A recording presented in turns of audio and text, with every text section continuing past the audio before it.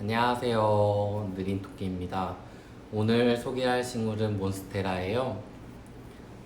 요 뒤에 있는 아이가 몬스테라인데, 몬스테라 같은 경우에는 이런 잎에 구멍이 나 있어요. 보이시죠? 물론 잎에 구멍이 없는 아이들도 있어요.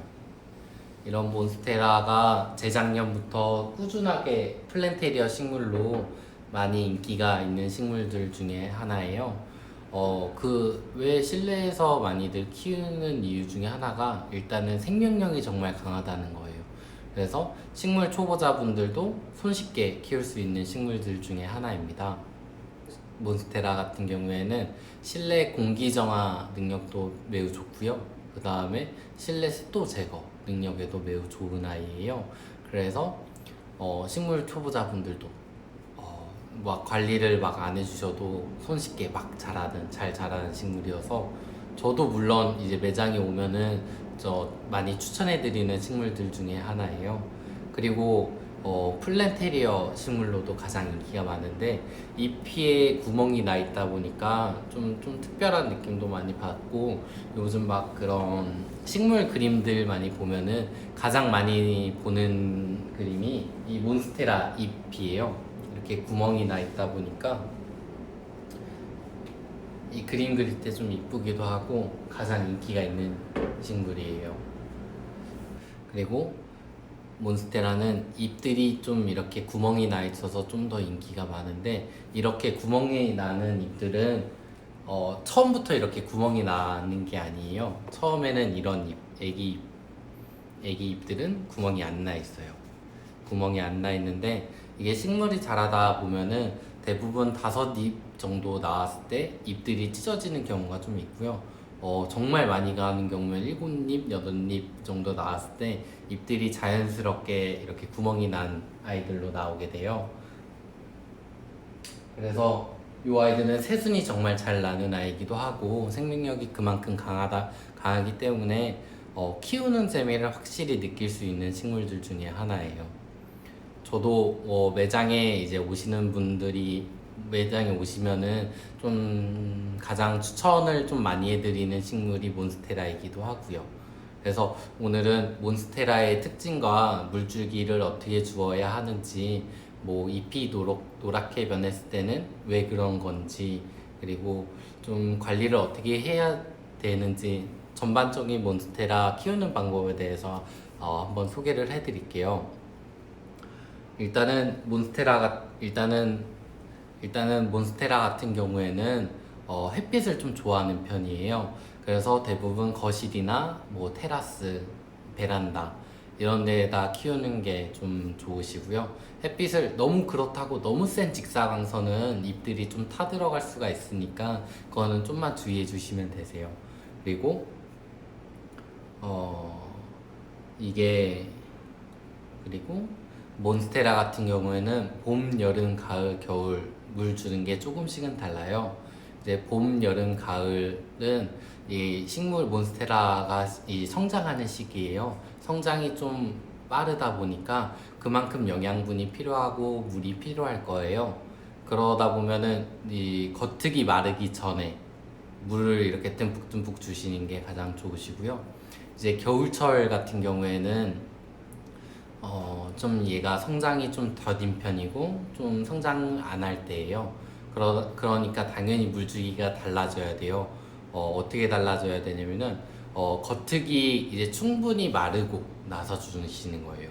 이제 봄, 여름, 가을에는 겉흙이 마르기 전에 주셔야 되고요. 겨울철에는 겉흙이 말랐을 때 주시는 게 가장 좋으신 방법이에요. 그리고 몬스테라를 키우다 보면은 가끔씩 잎들이 누렇게 변하는 경향이 있어요. 그러니까 모든 식물이 좀 잎이 좀 넓은 아이들은 잎들이 좀 누렇게 변하는 경향이 있는데, 이 요인이 뭐 어떤 것 때문에 이 잎이 노랗게 변했다라는 건 잘 없어요. 좀 여러 가지 요인이 있는데 그 중에 첫 번째는 물이 좀 부족해서일 수도 있어요.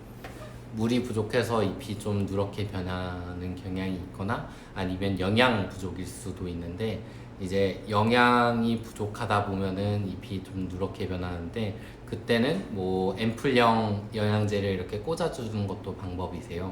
근데 이 물 부족과 영양 부족이 두 가지가 같이 일어나는 경우가 있는데 기존에 있는 화분보다 뿌리가 지나치게 커지는 거죠. 그러다 보면은 이제 사람도 마찬가지인데요. 사람도 좁은 집에 살면 스트레스 많이 받잖아요. 그 다음에 뭐 넓은 집에 가면은 스트레스가 확실히 덜 하잖아요. 그거랑 똑같이 식물도 작은 집에 있으면은 이제 내가 성장해야 되는데 막 화분 밑으로 성장을 해야 되는데 활발하게 성장을 할 수가 없으니까 스트레스를 받는 거예요. 그러다 보면은 물도 안 먹게 되고 뭐 성장도 좀 더디게 되고 이렇게 되는 거죠. 그래서 몬스테라 같은 경우에는 물을 잘 안 먹는다든지 그럴 때는 좀 의심을 해볼 필요가 있어요. 내가 키우는 식물이 화분이 작은 게 아닐까라고 생각을 해보면 저번에도 몬스테라 분갈이를 하시러 오신 분이 한 분 계세요. 잎들이 좀 노랗게 되고 성장이 많이 더디었어요. 그래서 분갈이를 하러 오셨는데 보니까 이제 화분 밑에까지 완전 뿌리가 가득가득 차 있었어요. 그러니까 그만큼 얘가 성장을 해야 되는데 워낙 공간이 비좁다 보니까 물을 덜 먹게 되고 그렇게 되다 보면 뭐 잎이 노랗게 된다든지 이런 현상이 나타나는 거죠. 그래서 분갈이를 해주고 좀 더 자랄 수 있는 환경을 만들어 주는 게 좋아요. 그래서 기존에 있는 화분보다는 한 치수 큰 걸로 해서 이렇게 분갈이를 해주시는 게 가장 좋으신 방법입니다. 그래서 잎들이 노랗게 되는 거는 그런 이유가 있으니까 그런 요인들을 잘 파악해 주셔야 돼요.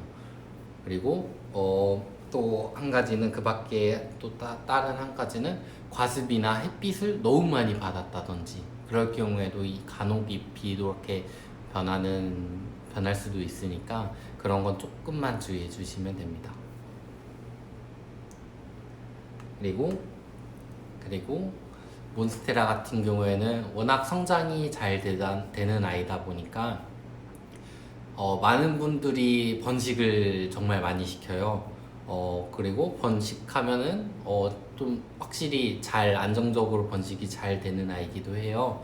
그래서 지금 또 이 다른 몬스테라가 있는데 만약에 지금 이 아이를 더 다른 화분으로 번식을 시키고 싶다면은 일단은 상태를 봐줘야 돼요.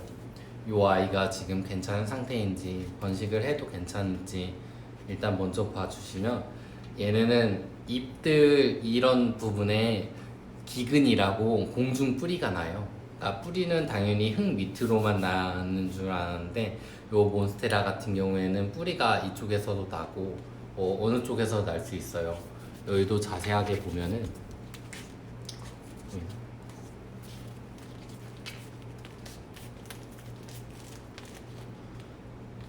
이쪽에 지금 이거 보이시죠? 이게 공중뿌리라는 기근이에요. 그래서 이 뿌리가 났다면 번식을 할 수가 있어요. 그래서 이 기근이 난 쪽에서부터 밑으로 1cm 정도 더 밑을 잘라주시면 돼요.